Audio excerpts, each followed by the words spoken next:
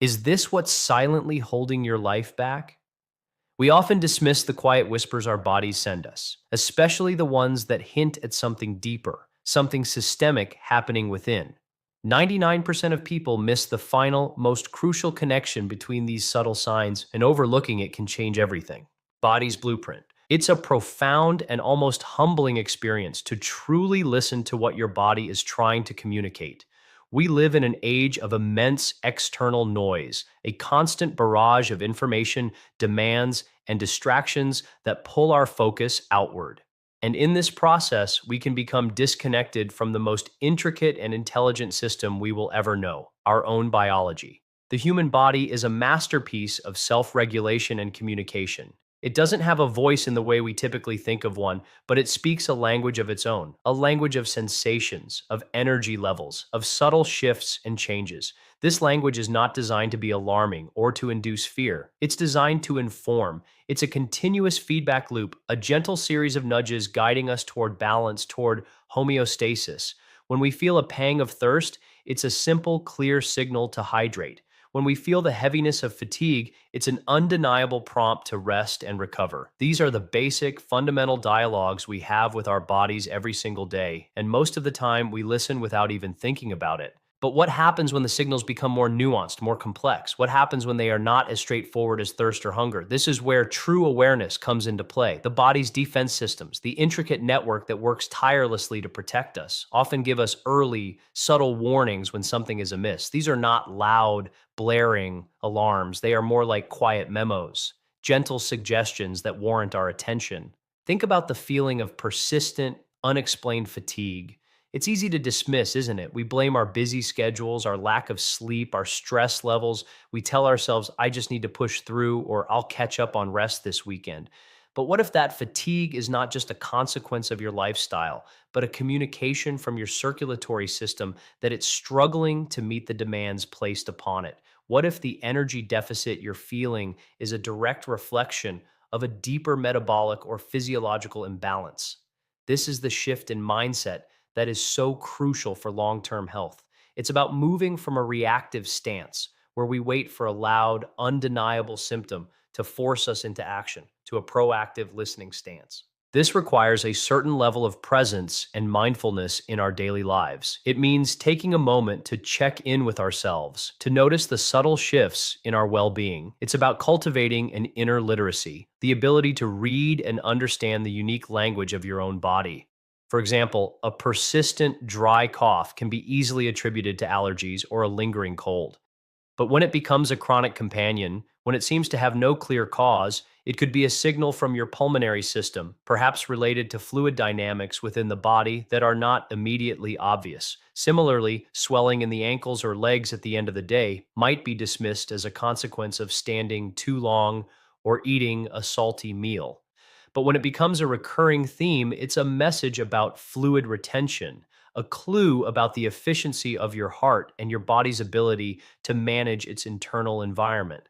The body doesn't send these signals to create anxiety. It sends them to empower us with information. It's an invitation to become a more engaged partner in our own health, to ask deeper questions, and to seek understanding before a small imbalance has the chance to become a significant problem.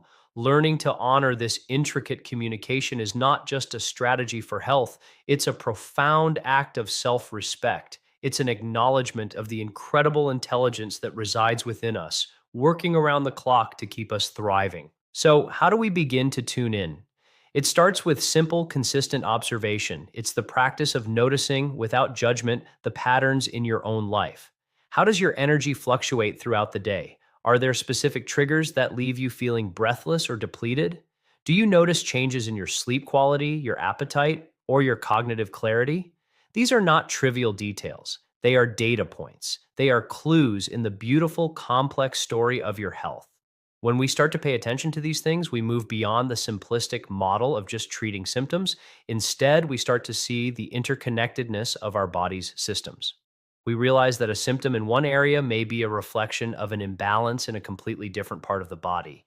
This holistic understanding is where true, sustainable health is born. It's not about becoming a hypochondriac, worrying about every little ache and pain. On the contrary, it's about developing a calm, confident, and informed relationship with your body. It's about trusting its wisdom and having the courage to listen when it speaks. This is the foundation upon which all health and vitality are built, a quiet, powerful partnership that, once cultivated, will serve you for a lifetime. Silent signals. Let's delve deeper into these signals, these subtle communications that we so often overlook in the hustle of our daily existence. They are not dramatic, life interrupting events, but rather quiet, persistent whispers that can easily be drowned out. One of the most frequently ignored is shortness of breath, particularly when it's not during intense exercise. We might find ourselves feeling a little winded after climbing a flight of stairs that used to be effortless, or even while simply carrying groceries from the car. The immediate, almost reflexive response is to attribute it to being out of shape or perhaps gaining a little weight or even just having an off day. We rationalize it, we normalize it. We tell ourselves it's a natural part of aging or a consequence of a sedentary job, but this sensation, this air hunger, is a profound signal from the body. It's a direct communication about the delicate balance of oxygen exchange and circulatory efficiency. When the heart's pumping mechanism is not functioning at its peak capacity, it can lead to a backup of pressure in the blood vessels that return from the lungs. This can cause fluid to leak into the lungs themselves, a condition known as pulmonary edema. This fluid occupies the space that should be reserved for air, making it more difficult to breathe, thus triggering that feeling of breathlessness. Another one of these silent signals is the experience of persistent coughing or wheezing, especially when it produces a white or pink-tinged mucus. Again, the mind immediately jumps to the most common culprits: allergies, a common cold, bronchitis, or perhaps irritation from environmental factors. But if this cough has no clear beginning and no foreseeable end, and it seems to worsen when you're lying down at night, it's a sign that warrants a deeper level of inquiry. This particular symptom is closely related to the shortness of breath we just discussed. The fluid that can accumulate in the lungs not only makes it harder to breathe, but it also acts as an irritant, triggering a chronic cough reflex as the body tries to clear the airways. The presence of a frothy, pink-tinged sputum is a particularly specific indicator that this isn't just a simple respiratory issue. It suggests that small amounts of blood may be leaking from the capillaries into the air sacs, a direct consequence of the increased pressure within the pulmonary circulation. It's a clear and direct message that there is a hydraulic issue, a problem with the fluid management system of the body, and the heart is often at the center of that system. Then there is the subtle, almost insidious buildup of fluid in the body, which often manifests as swelling or edema in the legs, ankles, and feet. We might notice that our shoes feel tighter at the end of the day, or that our socks leave deep indentations in our skin. This is another symptom that is remarkably easy to explain away. We might blame it on a long flight, standing for too many hours at work, or consuming a salty meal the night before. And while those factors can certainly contribute to temporary fluid retention, a persistent and symmetrical swelling in the lower extremities is a different matter entirely. When the heart's right ventricle isn't pumping with enough force, it can cause blood to back up in the veins. This increased pressure can force fluid out of the capillaries and into the surrounding tissues. Gravity naturally pulls this excess fluid down to the lowest parts of the body, which is why the ankles and feet are so commonly affected. In more advanced stages, this swelling can even progress up into the abdomen, a condition known as ascites, or even cause a sudden, noticeable weight gain over a very short period. This isn't fat gain, it's water weight, a direct and measurable consequence of the body's inability to manage its fluid balance effectively due to a compromised pump. These are not isolated random occurrences. They are interconnected pieces of a puzzle, and they are all pointing to the same central theme. The heart's ability to circulate blood effectively is being challenged. Furthermore, let's consider the pervasive and often debilitating experience of fatigue, not just the normal tiredness after a long day, but a profound and persistent sense of exhaustion that isn't relieved by a good night's sleep. When the heart is unable to pump a sufficient amount of oxygen rich blood to meet the body's metabolic demands, the body intelligently redirects blood flow away from less vital areas, such as the limbs and muscles, and prioritizes the brain and other essential organs. This leaves the muscles deprived of the fuel they need to function optimally, resulting in a deep and unwavering sense of tiredness and weakness. Simple, everyday tasks that once required no thought, like making the bed, taking a shower, or walking to the mailbox, can suddenly feel like monumental efforts. This isn't a sign of laziness or a lack of motivation. It is a physiological reality. The body is in a state of energy conservation because its primary delivery system is compromised. Paired with this fatigue, many people also experience a noticeable decrease in their ability to concentrate and a feeling of mental fogginess or confusion. This is because the brain, despite being a prioritized organ, can also be affected by the reduced blood flow and oxygenation, leading to cognitive symptoms that can be just as disruptive as the physical ones. It's the body's way of signaling that its energy supply chain is under duress, and it's a signal that should never be ignored. Vital rhythms. Now let's turn our attention inward to the very beat of life itself, the rhythm of the heart. The heart is not just a pump, it's a sophisticated conductor of an intricate electrical symphony. And when this symphony is disturbed, the body lets us know. A very common yet often unsettling sign is the experience of a rapid or irregular heartbeat, which doctors refer to as palpitations. This can feel like a fluttering, a racing, a pounding, or even a skipped beat in the chest. For many, this sensation can come out of nowhere, creating a wave of anxiety and a sudden acute awareness of their own heartbeat, something we normally never notice. The natural response is to wonder if one is having a panic attack or to attribute it to stress or too much caffeine. While those can certainly be triggers, a persistent or frequent experience of palpitations can be the heart's way of compensating for a deeper issue. When the heart muscle is weakened or damaged, it may beat faster to try to circulate the same amount of blood through the body. The heart is trying to make up for a decrease in efficiency with an increase in speed. Alternatively, the structural changes that can occur in a failing heart can disrupt the organ's delicate electrical pathways, leading to arrhythmias, irregular heartbeats that can be both disorienting and dangerous. It's a direct signal that the heart's fundamental mechanics and internal communication systems are being stressed. Closely related to these rhythmic disturbances is the experience of chest pain or discomfort, often described as angina. It's important to clarify that this is not always the dramatic, crushing chest pain that is often depicted in movies. It can be far more subtle. It might feel like a pressure, a tightness, a squeezing, or an aching sensation in the center of the chest. It can sometimes be mistaken for heartburn or indigestion, as the discomfort can radiate to the shoulders, arms, neck, jaw, or back.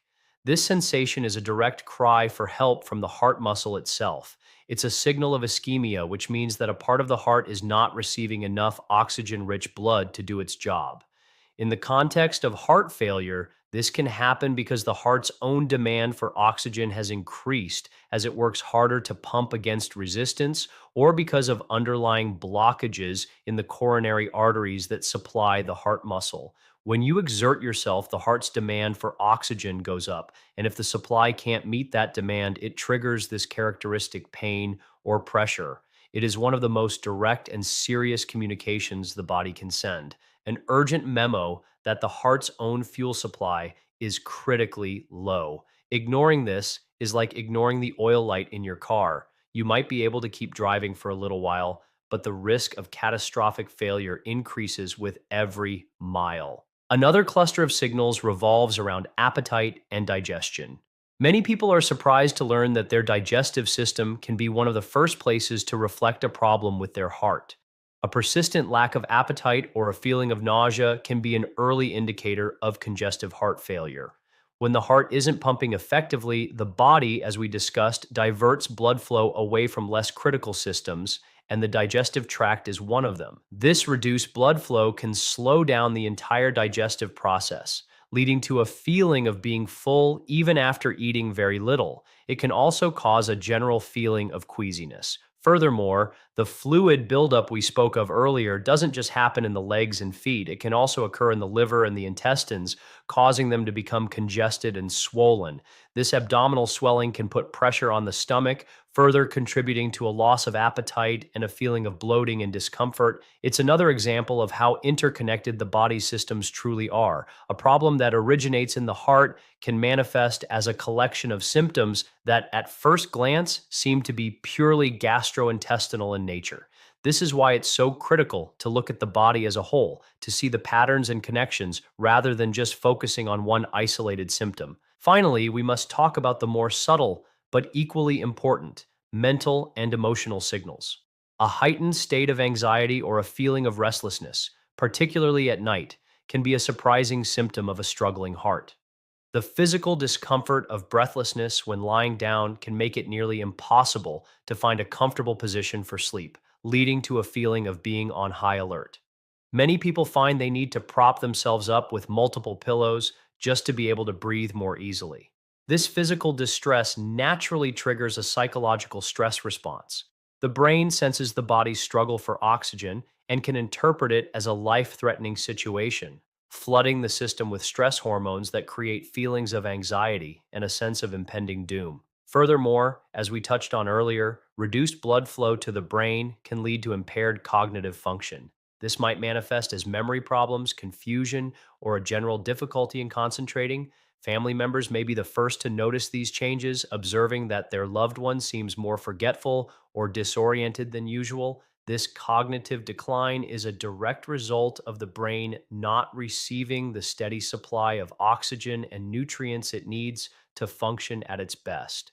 It's a sobering reminder that the health of the heart is inextricably linked to the health of the mind. These are not just feelings, they are physiological responses to a systemic crisis, and they deserve our utmost attention and compassion.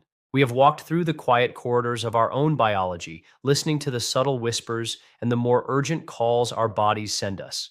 These signs, the breathlessness, the fatigue, the swelling, the palpitations, are not your enemy. They are not punishments, they are messengers, data points offered by an infinitely intelligent system that is working tirelessly for your survival. To ignore them is to turn your back on the most profound partnership you will ever have.